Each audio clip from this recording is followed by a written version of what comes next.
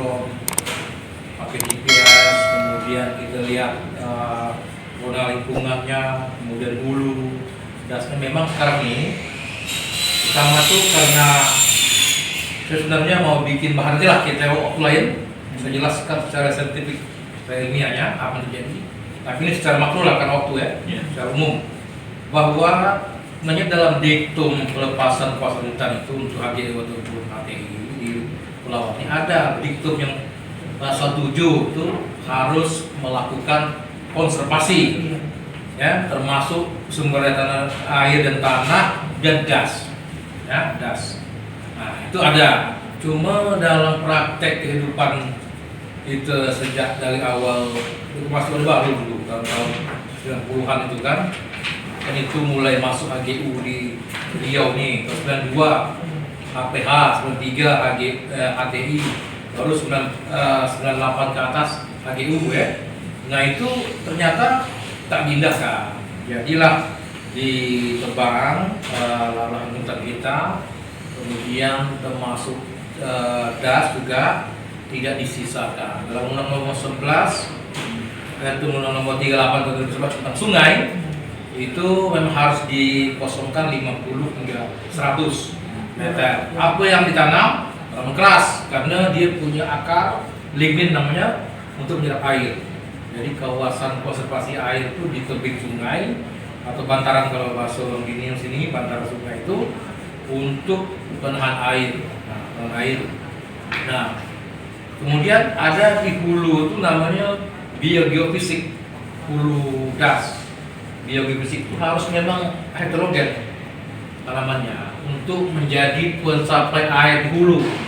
Kadang-kadang dia ada terkurung dia di tengah HGU untuk saya tengok pakai drone 2 kali, hulu nggak ada apa-apa lagi, dia kan putus tuh, dia kan anak sungai yang banyak di dalam HGU maupun HTI di dalam di pulau ini kan, putus ini tak ada prakondisi biogeofisik ya, baik berupa tutupan vegetasinya maupun kerapatan jenis tanaman untuk pertama catchment area, pasokan air. Kedua, untuk menjaga jangan hujan itu langsung membawa partikel tanah terbawa ke kebiasaan nanti masuk ke dalam hulu sungai sehingga terjadi sedimentasi. Sedimentasi itu menyebabkan terjadi penangkalan sehingga banjir lah kalau musim hujan, banjir cepat dan debit air menjadi berkurang. Contohnya saya tengok beberapa anak sungai di Palawan ini sangat jauh dari airnya berkurang, kemudian jenis ikan ya, jenis ikannya jauh, ada lagi ikan yang dulu, kemudian lebarnya mengecil, duluan berkayu di pelawannya, bersampan kayak kayu itu dangkal. Nah, kemudian karena sampai ke bibir ujung pun ditanam sawit, bagi perusahaan masyarakat, dan perusahaan lah masyarakat mengikut kan tanaman itu melanggar undang. Saya beberapa kali jadi saksi ahli di pengadilan, saya bilang aja perbuatan tidak zakat. Beberapa kali di negeri Riau pun di luar Riau, sehingga sungai itu rusak. Baik pendangkalan, penyempitan, kemudian hilangnya berbagai pantas ikan, jenis ikan, karena kalau pokok kayu Pak, dia akar kayu itu dia untuk tempat ikan berkumpul, nursery ground namanya, untuk peranakan, dia buat pinap di bawah pokok kayu itu. Makanya pohon keras, syarat Undang Nomor 38 tuh pohon keras supaya bisa beranak ikan di pinggir-pinggir itu. Yang kedua, daya tahan topang tebing.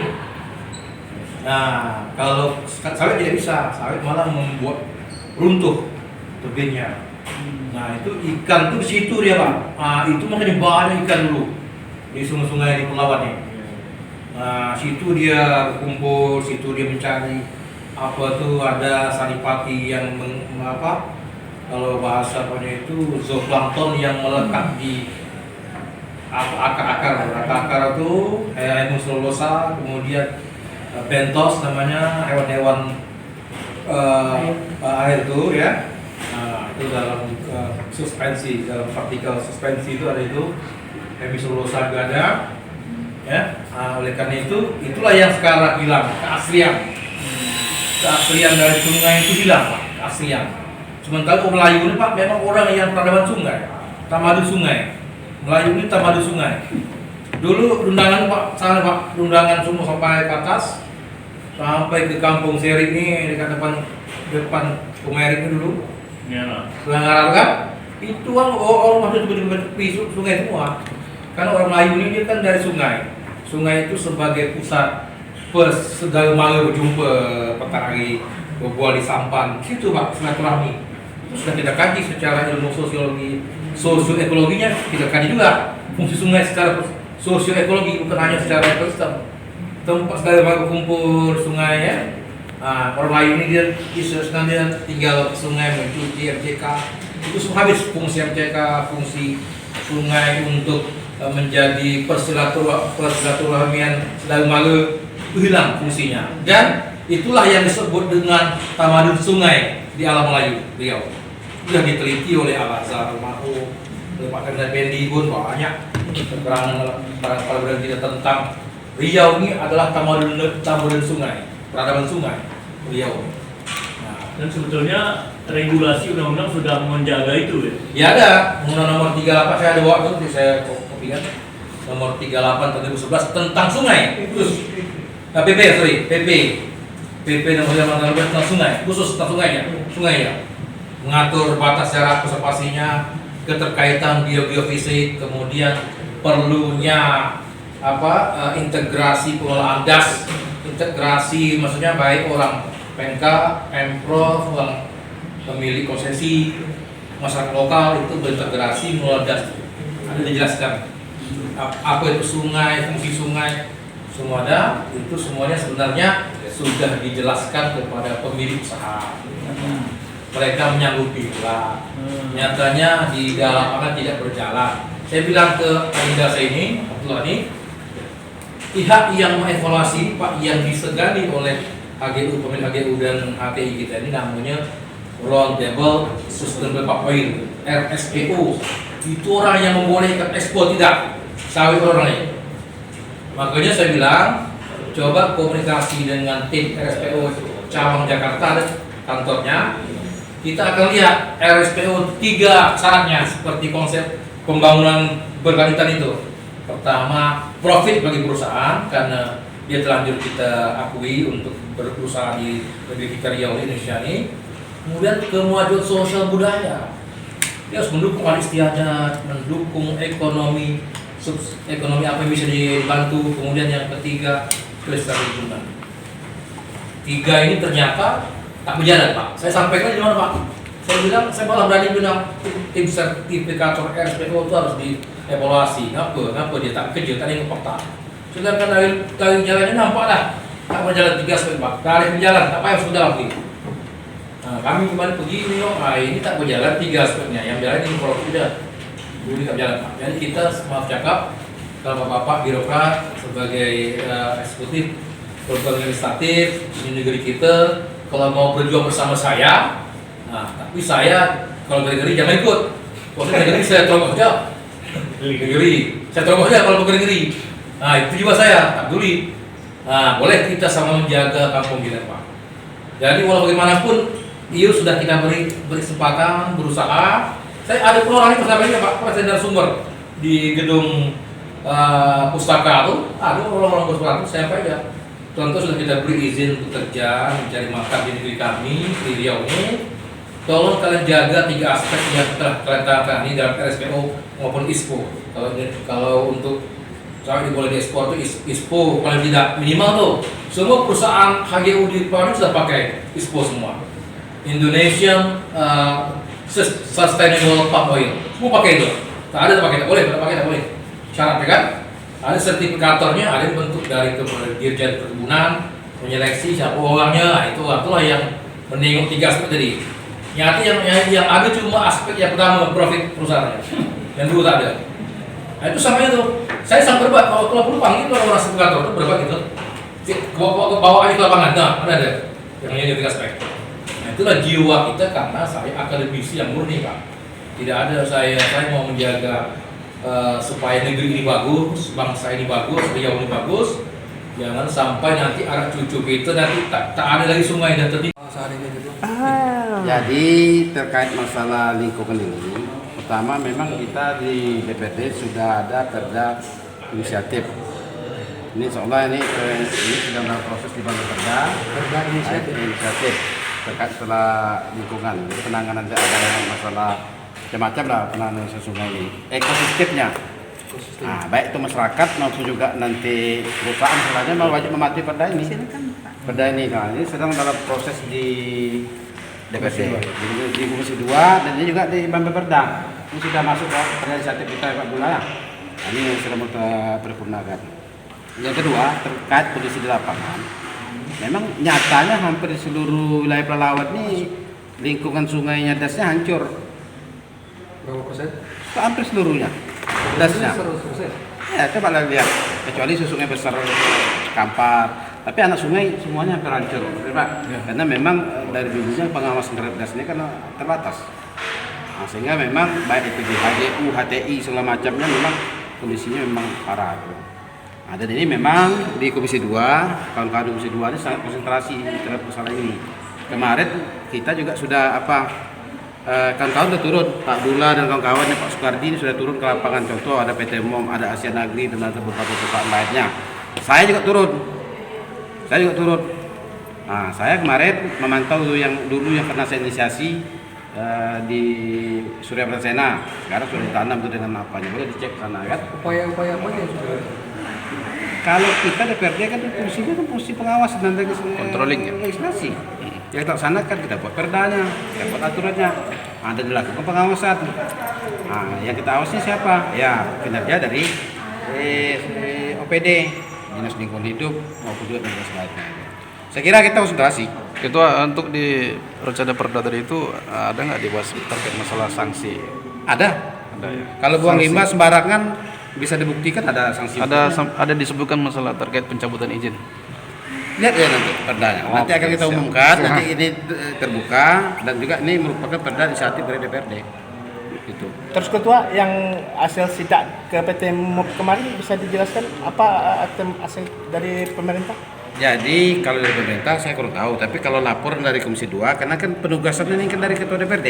Ya. Komisi 2 menyampaikan ke sama kita karena teknis pembahasan masalah ada lapor masyarakat sebenarnya dikembalikan ke komisi.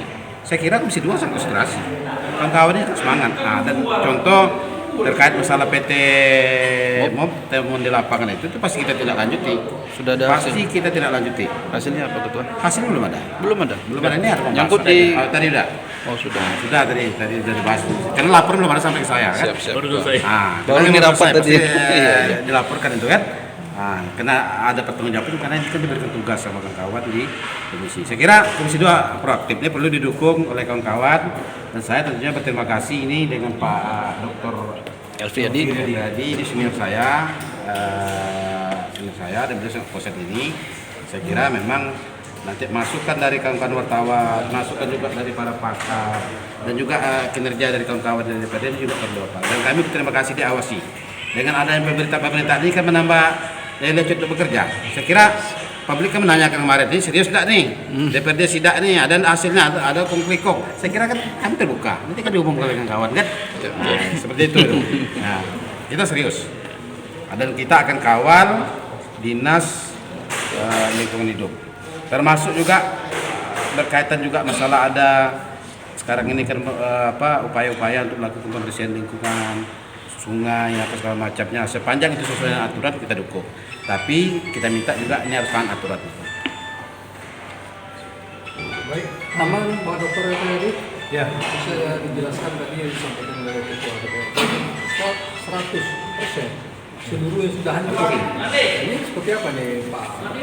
Ya, saya melihat sebenarnya setelah diberi izin oleh kementerian kalau dia HTI ya, termasuk pelaksanaan kawasan HGU ya, itu ada SK dari Menteri Kehutanan kalau dia terbit di bawah tahun 1992 itu kan, itu menyatakan bahwa ada diktum proses 7 atau ke-8 harus melakukan konservasi.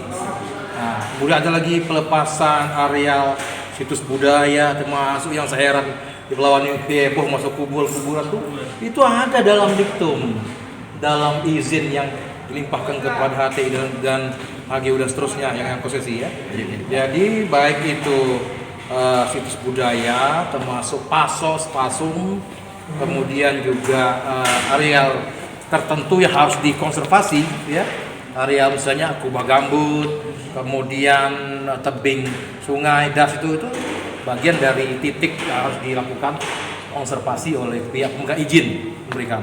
Nah ternyata apa? Kalau kita lihat fakta seperti kata Pak Ketua Dewan tadi, memang nggak berjalan gitu, lemah sekali dalam pengawasan ya. Karena waktu itu memang ya kita lihat bagaimana kondisi hutan, kemudian orang mengukurnya di dalam. Jadi memang terjadi pengukuran secara sendiri,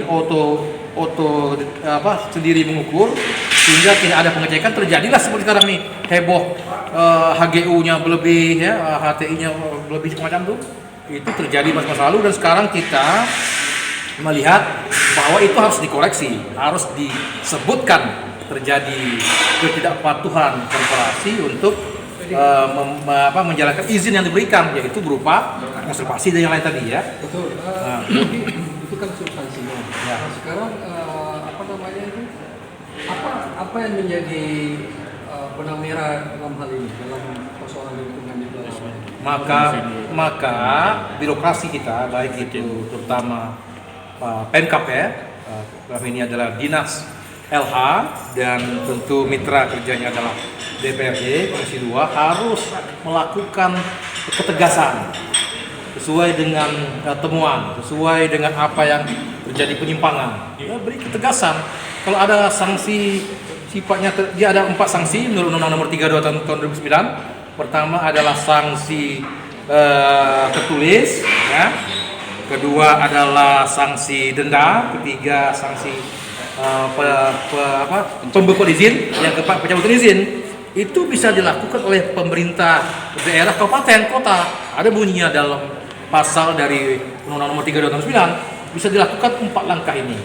Ketika misalnya dinas LH misalnya menegur, tolong kalian benahi, kami misalnya juga menemukan kalian melakukan perusakan das, itu diberi tempo waktu 40 hari atau 3 bulan. Ternyata tidak, paksaan pemerintah, domsom kalau bahasa Belandanya, paksaan pemerintah dipaksa mereka misalnya mereka diberi paksaan denda yang sifatnya membuat jera dan membuat misalnya berat, denda berat. Tak juga mereka melakukan perbaikan dan pemulihan pembekuan izin. Tak juga setelah izin tidak juga diperbaikinya baru cabut izin. Itu dilakukan oleh Pemkap Bengkalis terhadap PT SIPP. Nah, yang sekarang digugat oleh PT SPP, SK dari Bupati Bengkalis ambil ini tentang pencabutan izin. Padahal sudah dilakukan prosedurnya, teguran, tidak mempan, tidak juga dibenahinya. Kemudian paksaan pemerintah, denda, enggak juga dibekukan. Bekukan itu maksudnya belum cabut. Dibekukan maksudnya nggak boleh beroperasional. Nggak boleh ada operasi, nggak boleh ada pengangkatan kayu, nggak boleh ada pemanenan sawit, itu namanya dibekukan. Bekukan, nggak juga lagi masih membantah baru dicabut izin. Nah saya menunggu sebenarnya sebagai ahli lingkungan dan sebagai pakai putra dari Riau, menunggu hujan cabut izin di Riau.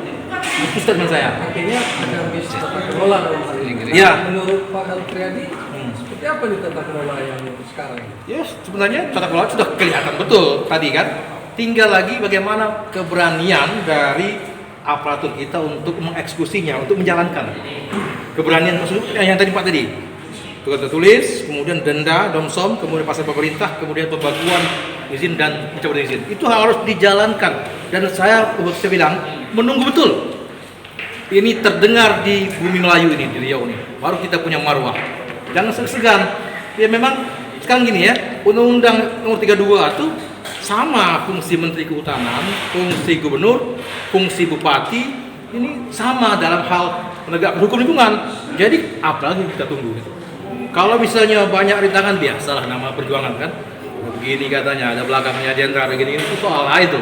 Yang penting ada bukti begini, kita laksanakan aturan sehingga apa? Negeri kita bermarwah, selamat ekosistem kita, anak cucu kita nanti tidak mendapatkan hutang berupa kerusakan lingkungan yang diberikan oleh generasi pada hari ini. Pada tahun ini, bagaimana sanksi yang akan diberikan kepada PT MOP?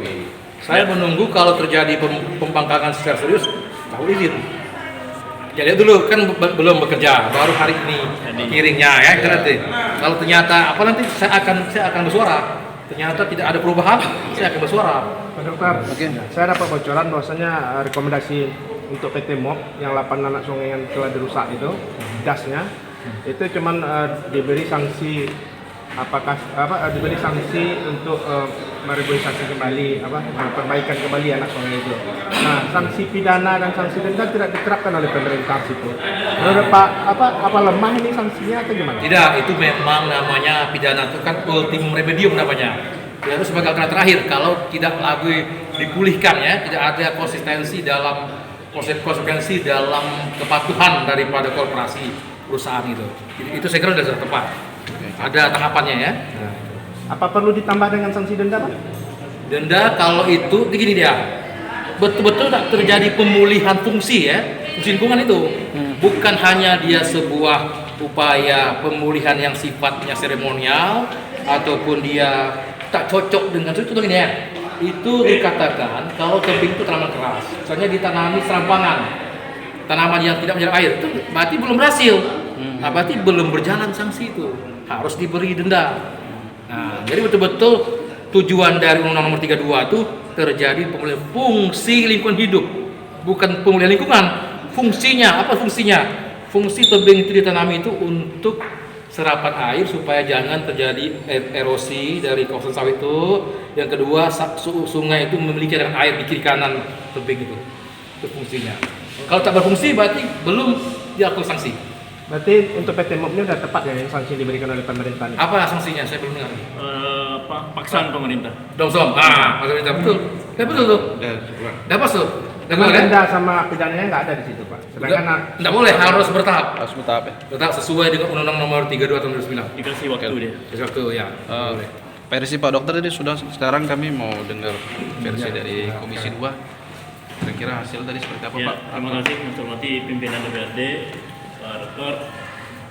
Hasil rapat kami sama pemerintah daerah dalam hal ini Dinas Lingkungan Hidup, Pak Kadis tadi hadir, bahwa Dinas Lingkungan Hidup sudah menerbitkan hari ini sanksi kepada PT MOP.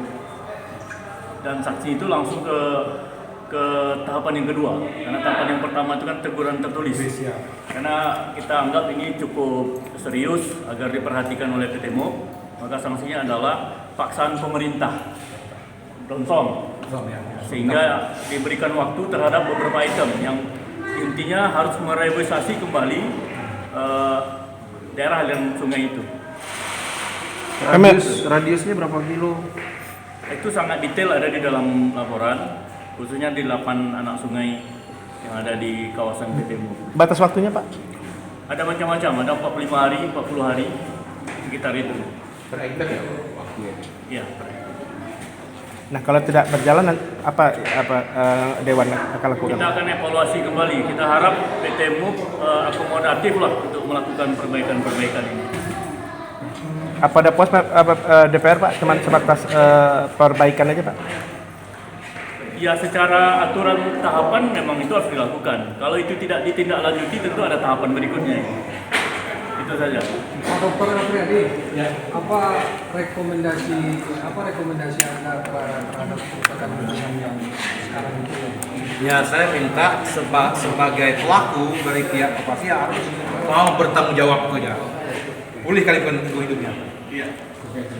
Tidak ada tulisan, Pak.